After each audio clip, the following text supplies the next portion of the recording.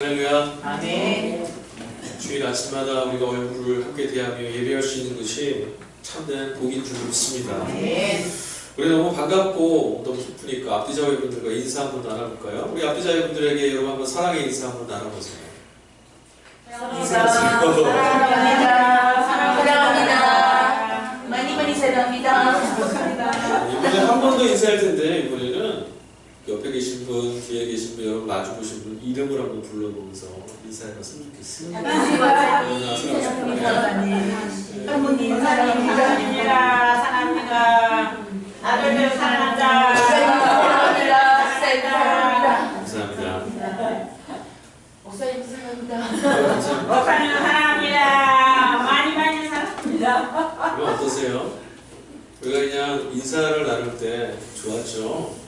그런데 특별히 이름을 불러서 인사하니까 이제 이 인사했던 축복의 내용들이 다른 사람들에게 그냥 일반적으로 지나가는 말이 아니라 나에게 지명돼서 이렇게 불려지니까 뭔가 좀 새롭지 않으세요?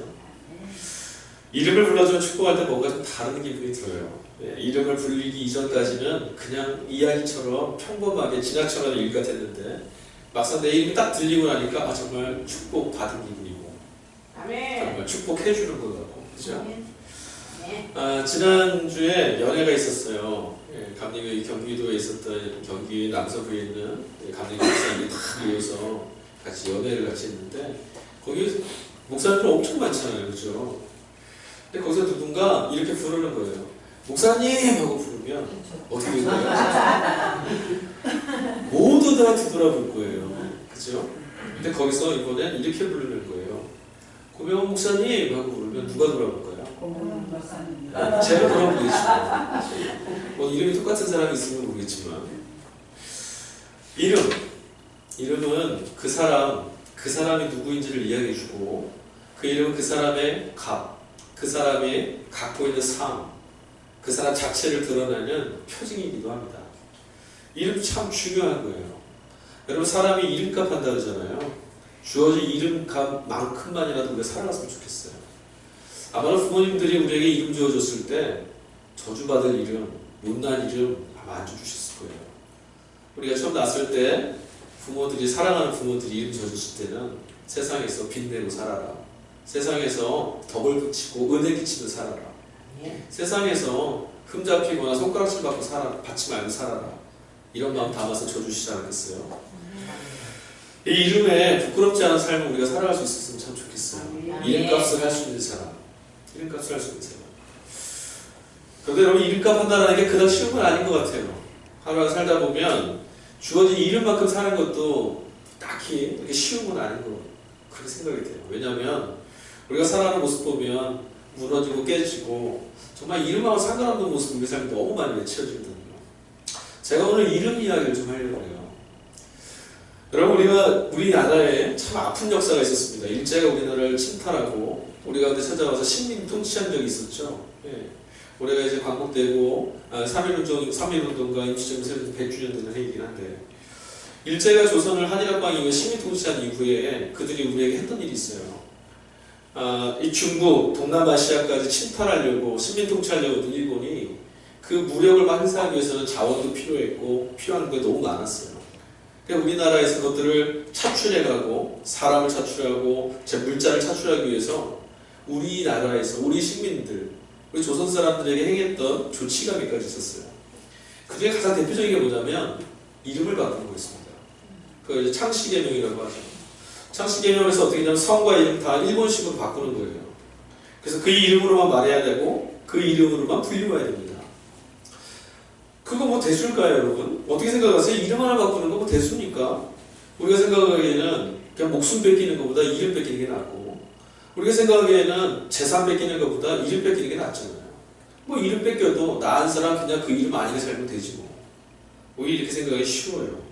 근데 일제는 우리에게서 이름을 뺏어가는 일을 선택했어요. 이름을 바꿈으로써, 이름을 뺏어감으로써 그들이 누리고 얻고자 하는 목적이 있었죠. 뭐였냐면 그 이름으로 불리워졌던 우리 조선 사람들이 일본인인 것처럼 일본에서 천황을 위해서 일본을 위해서 행하였던 모든 일들에 마땅한 의무와 기쁨으로 봉사하고 협력하도록 하기 위해서 우리가 누구인지를 잃어버리게 하기 위해서 이름을 뺏어가는 거예요. 이름을 뺏겨버리면요 여러분 내가 누구인지 잃어버리는 거예요. 그렇게 되면 어떻게 되냐면 우리를 침략하고 우리를 폭력으로 억누르는 권세와 무력 앞에서도 아무것도 할 수 없습니다. 이빨 빠진 호랑이 같은 거죠. 성경에도 보니까 이름을 빼앗긴 사람들이 있었어요. 여러분 구약성경에 보면 우리 다니엘 아시잖아요. 그죠? 바벨론이라는 나라가 이스라엘을 쳐들어와서 이스라엘을 멸망시키고 이스라엘 사람들을 포로로 다 끌고 갑니다. 포로로 끌고 가서 그들에게 했던 일이 있어요. 포로로 끌려가서 그들이 고통당한 건 아니에요. 잘 살았어요. 대우도 잘해주고 살만큼 인정해줬어요. 자유도 어느 정도 있었고요. 높은 관직에도 오를 수 있었습니다. 뭐 살만하잖아요. 그럼 우리 이렇게 생각할 수 있어요. 뭐 나라 망해도 나 한 사람 살만한데 뭐 어때? 뭐 다 뺏겼어도 뭐 이름 괜찮아. 그까짓 거 살만해. 성경에 보니까 바벨론의 그 제국이 이스라엘 사람들을 데려다가 포로로 끌고 간 이후에 했던 조치가 있었는데 그게 뭐냐 이름을 바꾸는 거였어요. 여러분 아시다시피 다니엘에게 3명의 친구가 있었습니다. 다니엘, 그 다음에 하나냐, 그리고 미사엘, 아사랴 이 3명의 친구가 있었어요. 근데 이들의 이름을 다 바꿨어요. 다니엘의 이름이 뭐로 바뀐지 아세요? 벨드사살. 다니엘의 이름 뜻은 뭐냐면 하나님은 나의 심판자이시다 이런 뜻인데 벨드사살이라는 이름으로 바꾼 뭐냐면 벨이란 신이 나의 보호자다 이렇게 바꾸는 거예요. 하나냐라는 친구의 이름 뜻은 뭔지 아세요? 주 하나님은 은혜로우시다. 근데 이름을 뭐로 바꿨냐면 사르락이라고 바꿨어요. 나는 신이 무섭다 이런 이름으로. 신은 무섭다. 미사엘이라는 뜻은 뭔지 아십니까? 누가 하나님 같은가? 하나님 같은 분이 어디 있는가? 근데 이름을 바꿨어요. 메사. 나는 무가치하다. 아사랴. 여호와는 나를 도우시는 분. 이름 뭐라고 바꾼지 아세요? 아벤드고라고 바꿨어요. 그건 뭐냐면 빛나는 자의 종. 이름 싹 다 바꿨습니다. 바벨론이 왜 그 제국이 이 히브리인들 유대인들 데려다가 다른 거 하지 않고 그냥 감옥에다 쳐놓고 그들을 억누르고 족쇄를 치우고 하지 않고 그냥 이름 하나 바꿔두고 풀어놨을 거예요. 히브리인들의 정체성을 우리가 좀 알아야 돼요. 유대인들은요 그들의 정체성은 오직 하나님을 기준으로서 하나님을 중심으로서만 존재할 수 있어요. 하나님이 없는 그들의 삶은 삶이 아닌 거예요. 하나님이 계시지 않는 그들의 인생은 사람이 사는 인생이 아니고 그들이 무가치합니다. 하나님이 계시지 않으면 그들은 행복도 없고 하나님이 중심이 되시지 않으면 그들의 인생은 나아갈 바를 얻을 수가 없어요. 바벨론은 그 정체를 알았죠. 그래서 그들에게서 뭘 뺏어갔냐면 그들의 이름에 담겨있던 그들의 일상과 삶에 담겨있던 하나님의 이름을 뺏어간 거예요. 하나님의 이름을 뺏어가 버리니 그들은 아주 무기력해졌어요. 하나님의 이름이 그들의 일상에서 들려지지 않으니까 그들 안에는 뭐만 보였냐면 우상들과 그 세계를 제패하는 제국의 왕들만 보였어요. 살만하다. 그것만 보인 거죠. 여러분 어떠십니까? 지난 한 주 동안 우리는 삶을 살다가 오늘 예배 자리에 다시 찾아왔습니다. 지난 한 주간 여러분의 정체성은 어디에서 발견되셨어요? 여러분의 이름은 무슨 이름을 갖고 한 주를 살아내셨습니까? 사람들에게서 여러분 어떻게 불리우셨어요? 그리고 또 한번 질문할게요. 여러분 스스로 생각했을 때 여러분 자신은 어떤 이름표를 가지고 한 주를 살아내셨습니까? 굉장히 중요한 겁니다. 그러고 보니까 오늘 성서일과 같이 읽은 본문 말씀들 오늘 사도행전을 읽었는데 본문 말씀으로 주어진 4편의 말씀들 보니까 이름하고 좀 관계가 있는 것 같아요. 우리가 오늘 같이 읽지는 않았는데요. 요한복음 말씀도 그렇고 또 요한계시록 말씀도 그렇고 시편 말씀도 그렇고 그 안에 이름이 하나 등장해요. 자, 오늘 읽은 우리 사도행전 본문부터 한번 살펴볼까요? 오늘 말씀 보면은 사도행전 본문 바로 앞절 우리가 읽은 본문 바로 17절 말씀을 보면 이런 대목이 나옵니다. 대제사장과 그에 함께하는 사두개인들의 무리들 그들이 당파들이 모여서 뭐 했냐면 베드로와 사도들을 잡아다 가두었다라고 이야기합니다. 그러니까 베드로와 사도들이요 뭔가를 하다가 붙들려왔어요. 붙들려서 감옥에 있고 지금 이 장면은 우리가 읽은 본문은 어디냐 무엇이냐면 붙들렸던 그들을 끌어다가 신문하는 겁니다. 너희들 죄인이라고 낙인 찍고 그들을 막 정죄하고 협박하고 윽박지르는 장면이 오늘 본문이에요. 여러분 이들이 베드로와 사도들을 붙잡았다고 말합니다. 근데 왜 붙잡았냐면 시기함으로 그들을 붙잡아다 가두었다라고 얘기하고 있어요. 사도들이 붙잡힌 이유가 무엇인지 아십니까? 오늘 읽지 않은 본문 말씀 앞으로 한번 가볼게요. 12절부터 16절 말씀이요. 한번 앞으로 한번 가볼까요?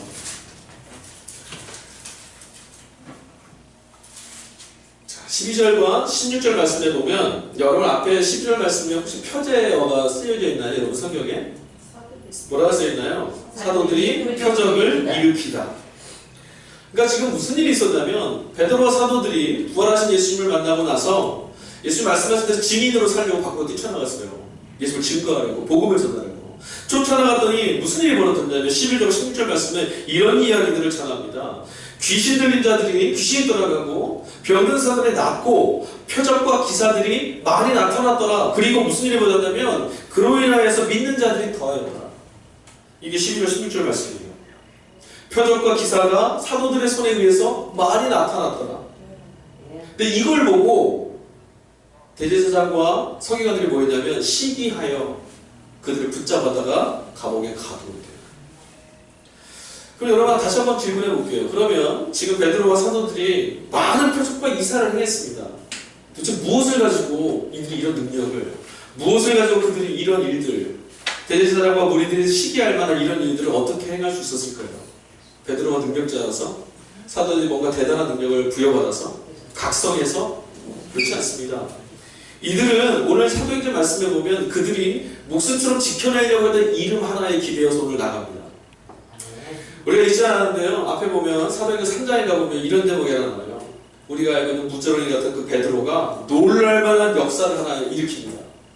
성전에 기도하러 올라갔다가 남에서부터 걷지 못하였던 장애인을 만났는데 거기서 사도 이 베드로가 그를 일으켜 세우는 안진뱅이를 일으켜 세우는 놀라운 역사를 일으킵니다. 그래서 이 베드로가 뭐라고 말하냐면 내가 이 일을 행할 수 있었던 것은 이것 때문입니다라고 밝힌 대목이 나와요. 6절이에요. 3절 6절에 뭐라고 말하죠? 은과 금은 내게 없거니와 내게 있는 것을 너에게 주노니 나사렛 예수 그리스도의 이름으로 일어나 걸어라. 그 말을 외쳤어요. 사도들은 지금 뭘 가지고 그들의 사도됨의 표적과 이사와 기적을 나타내고 있었냐면 예수 그리스도의 이름, 예수 그리스도의 이름을 가지고 이 일들을 행하고 있습니다. 예수 그리스도의 이름을 들고 나가던 그들의 삶에 어떤 일이 나타난다면 주님께서 역사하시는 표적과 기사가 막 나타났다는 거예요. 그래서 결국 오늘 말씀 보면 대제사장과 사람들이 사도들을 잡아다 가두게 된 근본적인 이유는 뭐냐면 예수님의 이름 때문인 거예요. 그렇죠? 서슬퍼렀던 이 사람들이요, 오늘 읽은 본문의 28절 보니까 사도들에게 이렇게 말해요. 너희들 이 이름으로 가르치지도 마라 그랬잖아. 이 말은 뭐죠? 한 번 더 이 이름으로 가르치면 주는 줄 알아. 이 말이죠. 협박입니다. 하지만 사도들이요, 그 앞에서 이렇게 말합니다. 그럴 수 없다고. 뭐라고 말합니까? 이들이 말해요. 내가 눈에 흙이 들어가 나 있어도 그렇게 할 수 없습니다. 사람에게 복종하는 것이 마땅하지 않고 하나님께 복종하는 것이 마땅합니다. 그렇게 있습니다. 거기다 더해서 32절에는 더한 말을 외쳐요. 우리는 이 모든 일의 증인입니다. 무슨 일인데요? 예수가 죽으시고 부활하셨다. 하나님이 그를 주와 그리스도에게 하셨다. 이 말이었어요. 근데 이 뭐라고 하냐면 이 일들의 우린 증인입니다. 예수 그리스도의 그 이름의 증인입니다라고 말해요. 이 말은 아마 그들에게 이렇게 들렸을 것 같아요. 차라리 죽여라. 그렇게 들리지 않겠어요? 우리 협박하는 거야? 우리는 이 일의 증인이라니까. 차라리 죽여. 죽는 한이 있어도 이 일을 포기할 수 없어. 굉장한 결기죠. 여러분 이러실 수 있겠어요? 예수님의 이름을 우리가 사랑하잖아요. 주님 사랑하잖아요. 근데 우리가 이 이름 때문에 핍박하고 환란이 닥쳐오고 우리가 윽박지를 때 그런 삶 속에서 차라리 죽을지언정 난 이를 포기할 수 없어. 이게 가능할까요? 이런 결기가 어디서 나왔을까요? 대체 예수님의 이름, 그 이름 안에 뭐가 담겨있길래 이들이 감옥에 갇혀서 윽박지르는 그들 앞에 우리는 그 이름의 증인이 되겠다고 좀 외칠 수 있었을 거예요. 우리는 이 제자들의 면면이 어떤지 다 알고 있잖아요. 얼마나 겁쟁이였고 얼마나 볼품없고 연약한 사람들이었어요. 다 알고 있어요. 근데 이들이 어떻게 이럴 수 있을까? 그 이름에 도대체 뭐가 있길래 이 사도들을 그들 안에 표적과 이사가 나타나고 하나님의 나라가 여기 임하였던 것처럼 놀라운 역사들이 막 나타나고 있을까? 그럼 이렇게 되니까 이런 의문이 좀 떠올라요. 그리고 의문이 아니 좀 자조 섞인 한숨 같은 말이에요. 그 이름, 예수 그리스도의 이름이 과연 우리들에게도, 우리들의 삶에도 이 사도들에게 나타났던 하나님 나라의 능력과 표적과 기사, 이적과 그 놀라운 능력들, 열매들 맺힐 수 있도록 해줄까요?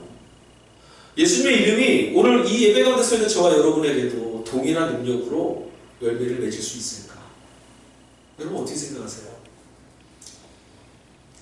그냥 하루하루 믿음의 싸움 안에 그냥 서 있는 우리인데, 근데 우리들에게도 이 이름이 능력이 돼서 이 사도 베드로와 사도들에게 나타났던 그 표정들이 저와 여러분의 인생에도 나타날 수 있을까요?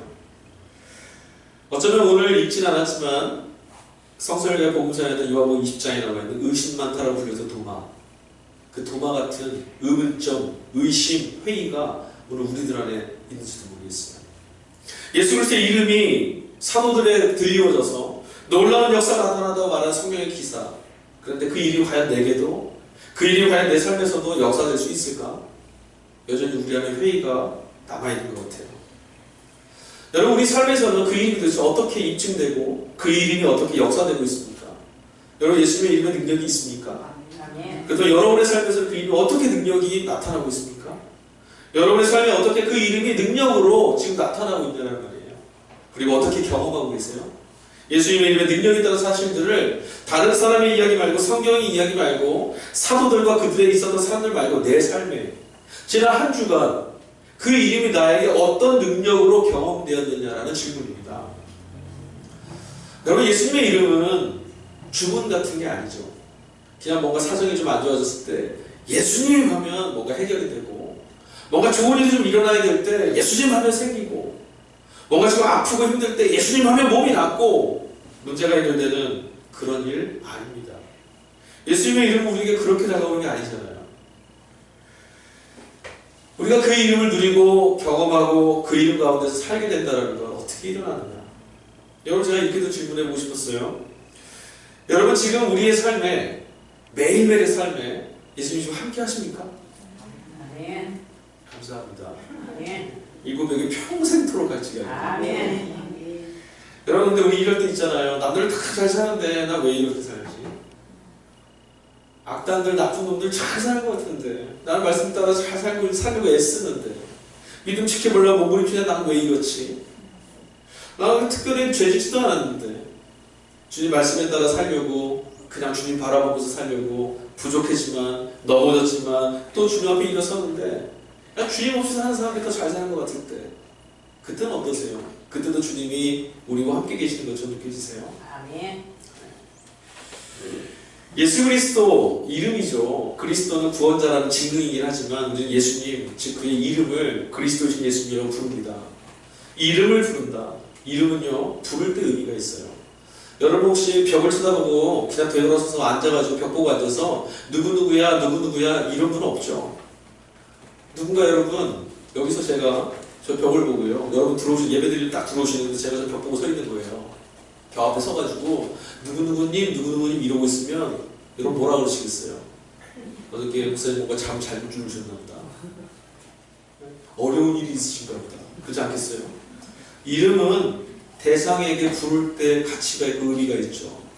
그 대상을 마주보고 부를 때, 예수 그리스도의 이름, 그 이름을 믿는다는 건 뭐냐면 그분의 이름을 부를 수 있다는 거예요.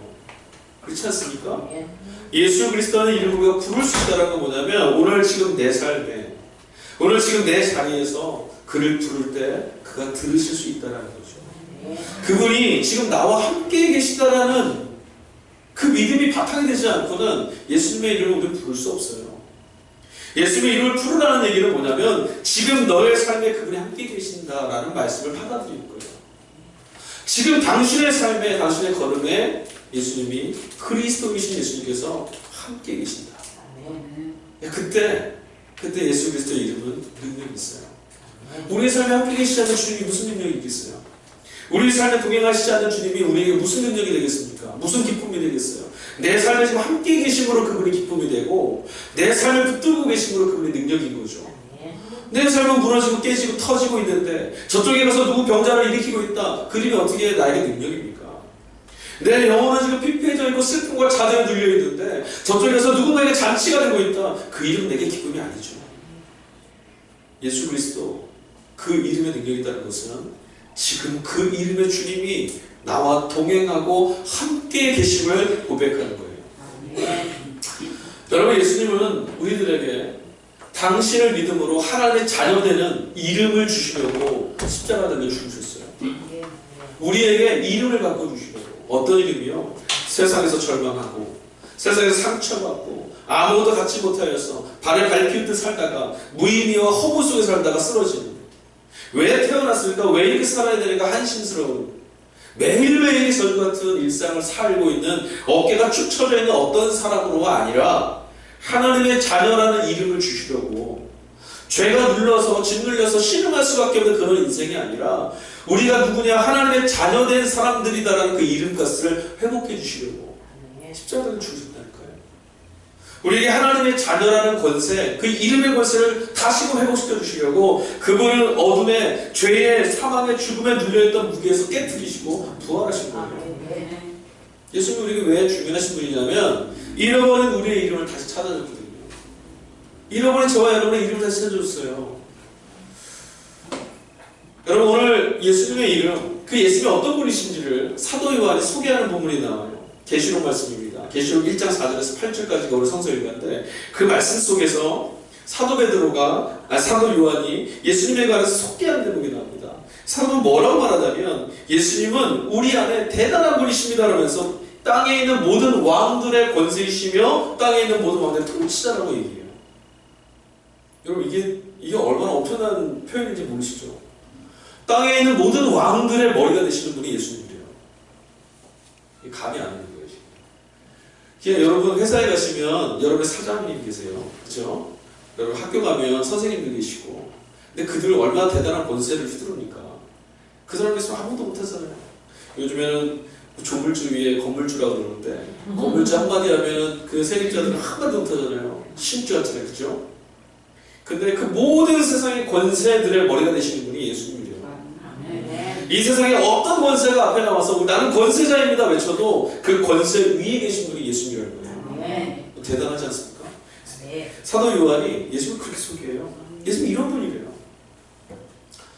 그런데 여러분, 사도들과 베드로와 오늘 사도들은 그런 이름, 예수 그리스도가 모든 땅의 권세 위에 계시는 머리 되시는 분이십니다라는 그 믿음, 그것을 갖고 있었어요. 그러기에 여러분, 그 믿음이 단순히 고백되는 어떤 사건이 아니라 실제로 그들의 삶에, 현실적인 그들의 삶의 걸음에 정말 주님은 그렇습니다. 정말 주님은 그런 권세이십니다라는 게 그들 안에서 고백될 수 있었기 때문에 대제사장과 그들의 무리가 그들을 윽박지르고 너 죽어 이렇게 말해도 그 권세보다 더 높은 권세가 있으므로 그들이 당당하게 말할 수 있었던 거예요. 그렇지 않겠어요? 어떤 사람이 우리를 잡아가려고 경찰이 와서 우리를 뭔가 당신 말이야 이런 일들이 있는 것 같은데 좀 같이 가줘야겠어. 아니 저는 그런 적이 없는데 아니야 누군가 당신이 고발이 들어왔어. 당신 죄졌대 따라와봐. 그러면 조사받으러 가야 돼. 그럼 우리 막 간단히 서두르질 거예요. 근데 전화가 오는 거예요. 따르려고 하고 전화가 와서 경찰을 바꿔달라서 바꿔줬어요. 그랬더니 검찰에서 전화가 왔어요. 그 사람 아무 잘못 없으니까 건들지 마. 그럼 우리 어떻게 되죠? 경찰이 큰 소리 빵빵 칠 거예요. 당신 안 되잖아. 여러분 그거 아세요? 세상은요 우리에게 주어진 이름을 뺏어가는 거예요. 한 주간 여러분 우리가 살아가는 시간들 한번 잘 돌아보세요. 우리에게 예수님께서는 새로운 이름을 부여해 주시려고 찾아오셨고 우리에게 그 이름을 주셨는데 우리가 살아온 세상, 우리가 경험하고 살아야 되는 세상, 그 세상은 우리에게 뭐 했습니까? 주어진 그 이름을 다 뺏어가지 않았습니까? 한 주간 동안 여러분 예수님이 주셨던 그 이름을 붙들고 감격에 겨워서 모든 권세들의 머리가 되시는 주님 때문에 내가 이곳에 서 있다라고, 어떤 권세가 나를 둘러싸고 있어도 난 여기서 주눅들지 않는다라고, 나는 그러므로 자유하다고, 나 너무 기쁘다고 외칠 수 있으셨어요? 뭔가 삶을 확 찾아보면 주눅이 들고 뭔가 문제가 생기면 움츠려들고 걸음이 멈추고 좌절되고 낙심되고 하지 않던 거예요. 세상은 우리에게서 이름을 뺏어갈 거예요. 어떤 이름을 뺏어갑니까?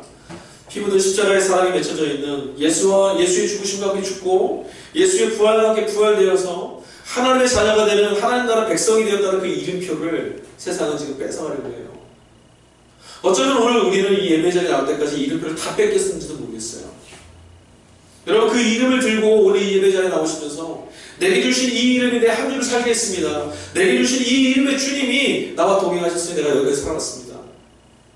성전문을 오르가 볼 때, 열고 들어오실 때 그 기쁨을 가지고 그 호흡 안에서 이 문을 열고 들어오셨어요.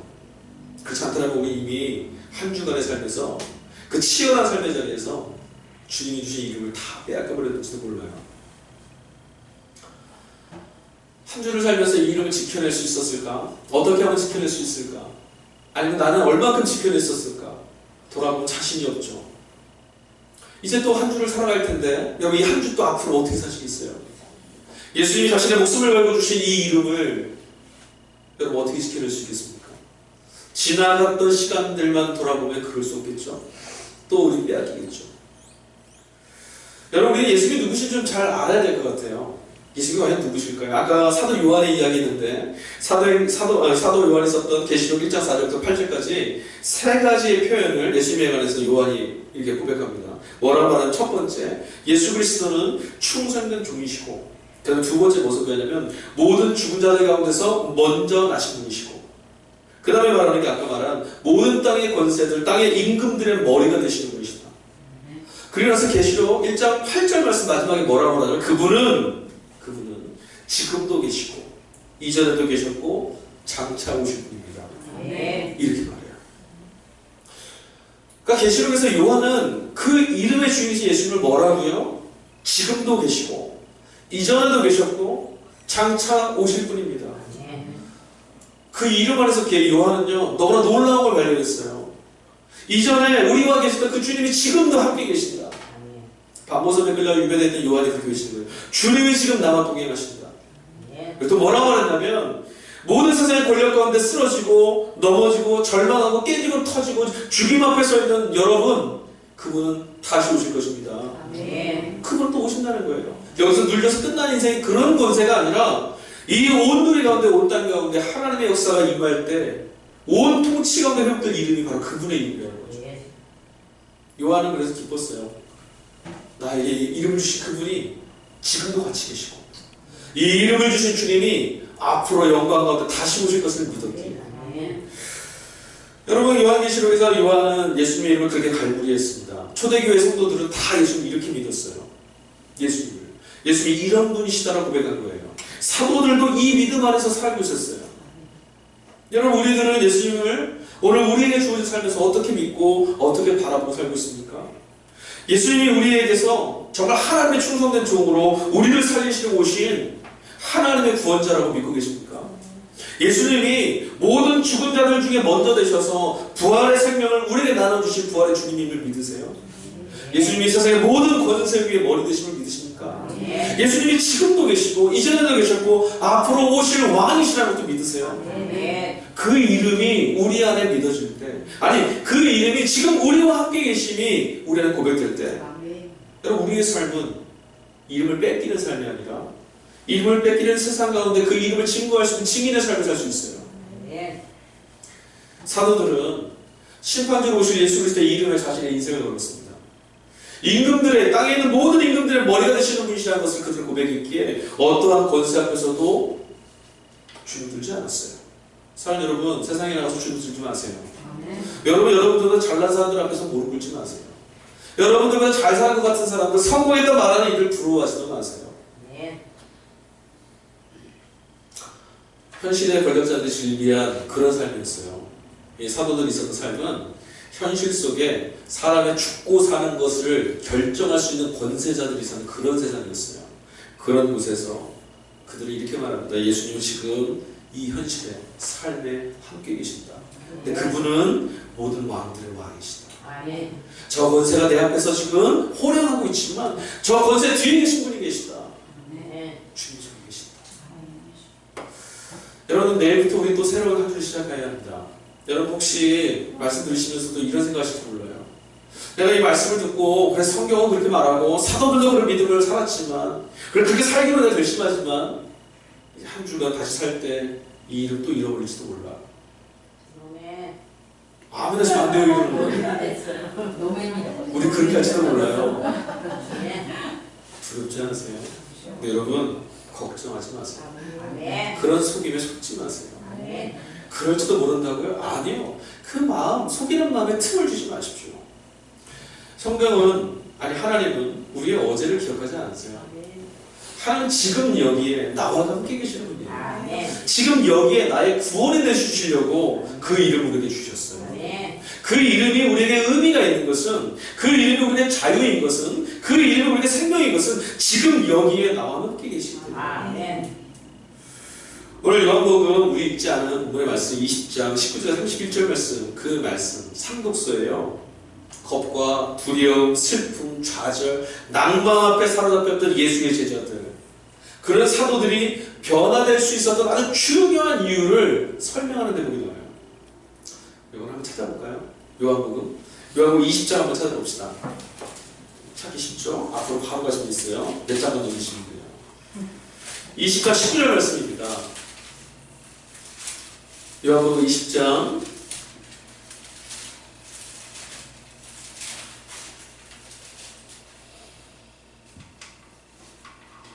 19절 말씀 읽겠습니다. 자, 읽어볼까요? 시작. 이날 곧 안식일 첫날 저녁 때에 제자들이 유대인들을 두려워하여 모인 곳에 문들을 닫았더니 예수께서 오사 가운데 서서 이르시되 너희에게 평강이 있을지어다.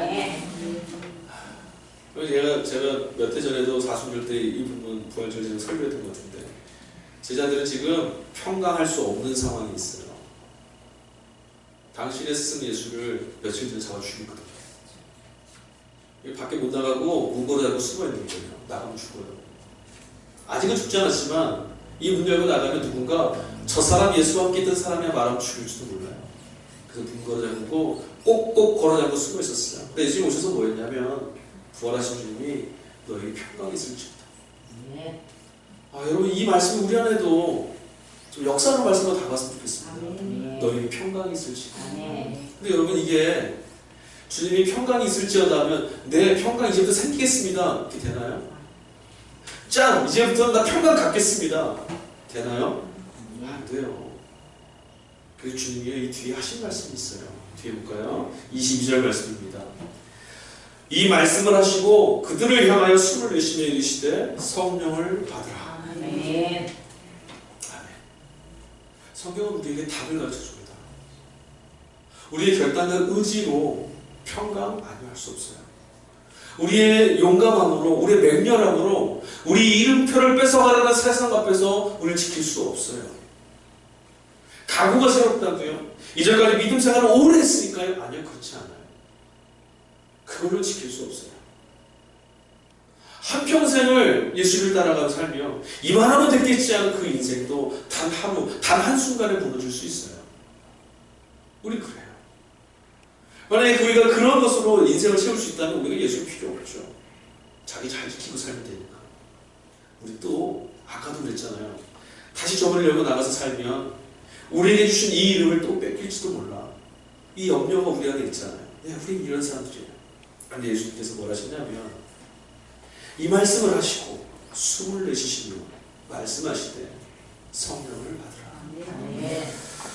예수의 십자가 죽음 이후에 하나님 없는 세상의 이름으로 침몰되어 있던 그들에게 생기를 잃고 육체만 남아있는 좌절과 슬픔에 사로잡혀 있던 그들에게 주님이 뭐라고 말씀하셨냐면 성령의 숨을 지금 불어넣어 주셨어요.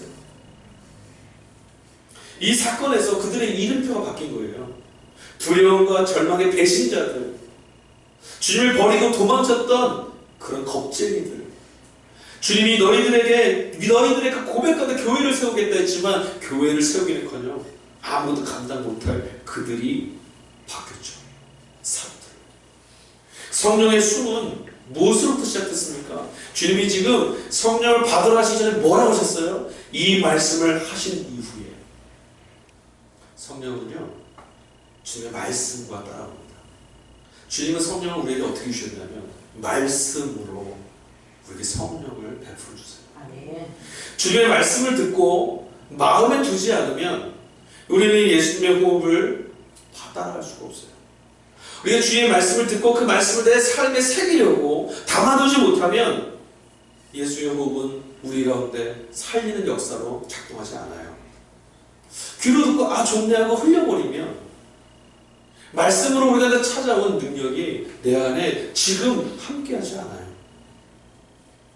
여러분, 우리는 처음 제자들처럼 슬픔과 두려움에 빠지고 어둡고 음울한 그런 저녁을 보낼 수밖에 없을지도 모릅니다. 그러나 여러분, 말씀을 경청하고 마음에 간직할 뿐 아니라 예수님의 호흡에 나의 호흡을 실어서 살아가노라면 주님의 말씀이 우리 존재에 가득 차고 주님의 숨결이 우리의 존재를 가득 채우어서 이 어둡고 음침한 세상 속에 하나님 나라가 임하였음을 볼 수 있고, 이 세상 가운데, 이런 인생 가운데 생명의 씨앗을 심고 그리스도와 함께 생명을 튀어내는 진정한 그리스도인으로 이름표가 붙을 줄로 믿습니다. 아멘. 여러분, 이름은 주어지는 거예요. 우리의 이름은 내가 만든 게 아니라 주어진 거라고요. 이 이름이 예수님에 의해서 하나님께서 우리에게 주어주신 이름이라는 것을 기억하셔야 돼요. 성령이 우리 안에서 이 주어진 이름값대로 살 수 있도록 지켜주실 거예요. 여러분, 그리하기 위해서 그리스도의 말씀을 여러분 새기셔야 돼요. 예수님의 말씀을 그냥 지나쳐가는 소음처럼, 소리처럼 들으시면 안 되고요. 가슴 속에 심겨지는 아프고 상처 있는 것처럼 찌릿찌릿하게 찔러올지라도 말씀을 가슴에 새겨야 돼요. 주님이 하신 말씀을 우리는 두려움과 절망 가운데 믿을 수 없지만 내 의지와 생각과 관계없이 주님 주신 말씀이 가슴에 새기는 거죠. 그때 그 말씀 속에 이런 말씀 들리는 거죠. 성령을 받으라. 아멘. 여러분, 이제 다시금 새롭게 부활하신 예수 그리스도의 이름, 그 이름 붙들고 살아가십시오. 아멘. 여러분, 우리의 이름표는 절망하고 두려워서 빗장을 걸어잡는 채 숨는 도망자가 아닙니다. 우리의 이름표는 하나님의 말씀이 주어졌지만 또 실패하는, 그러니 앞으로도 실패할 것 같은 그런 패배자가 아닙니다. 우리의 이름표는 뭡니까? 부활하신 생명의 주 예수 그리스도의 이름으로 사는, 그분의 이름을 증거하며 사는 그리스도인이에요. 그게 우리에게 주어진 이름이에요. 여러분, 이 이름을 주신 주님이 우리의 삶 가운데 말씀으로 역사하실 줄 믿고 사시길 바랍니다. 여러분, 이 이름으로 살아가는 사람, 주님과 동행하며 살아가는 그 사람의 삶을 주님이 버려두시겠습니까? 그렇지 않아요. 주님이 이렇게 말씀하셨어요. 내가 세상 끝날 때까지 너희와 함께 할 거야. 아멘. 누가요? 주님이요. 아멘. 여러분, 어저께까지 우리들에게 주어졌던, 세상에 주었던 이름표가 있어요. 여러분, 오늘 이 예배 시간에 그 이름을 다 정산했으면 좋겠어요. 우리들에게 세상은 말합니다. 넌 낙심하는 사람, 너 패배자라고, 너 두려워하는 자잖아, 너 불행한 사람이야, 너 믿음 없어. 여러분, 이 모든 이름표를 지금 다 잘 적으셔서 이제 십자가 밑에 묻으십시오. 아멘. 그리고 이제 예수 그리스도의 이름, 그 이름에 기대어서 사는 그리스도인, 그 이름을 다시 여러분의 목에 거십시오. 성령을 받으라 말씀하신 주님이 우리의 인생의 동행자가 돼서 지금 함께하고 계시는 사람이라고 여러분의 이름표를 새기세요. 나는 연약하고 나는 깨어지고 내 삶은 무너져 있지만 주님이 나와 함께 계셔. 나는 그런 사람, 그리스도인이야. 아멘. 여러분, 이 이름표를 기억하시고 붙잡으셔야 돼요. 아멘. 창시계명, 일본은 우리에게 이름을 뺏어가서 통치하려고 했어요. 여러분, 우리의 이름을 뺏기는 순간 통치당합니다. 우리의 이름표를 뺏기는 순간 우리의 이름을 뺏어간 이들에게 통치당하는 거예요. 여러분의 절망의 무게가 여러분의 이름표를 뺏어갔습니까? 뺏기지 마십시오. 그 절망이 여러분을 통치하는 거예요. 여러분, 세상의 부유함과 세상이 위하는 유혹이 여러분의 이름을 뺏어갔습니까? 뺏기지 마십시오. 여러분, 그리스도 이름을 지켜내십시오. 그 세상에 통치당하시면 안 됩니다. 우리의 통치자는 모든 왕들의 머리 대신 예수 그리스도밖에 없어요. 우리의 통치자는 그를 버리신 하나님밖에 없는 거예요. 여러분, 그 이름표를 절대 놓치지 말고 사십시오. 성령이 지금 저와 여러분 안에서 그 이름을 지켜내시려고 역사하고 계십니다.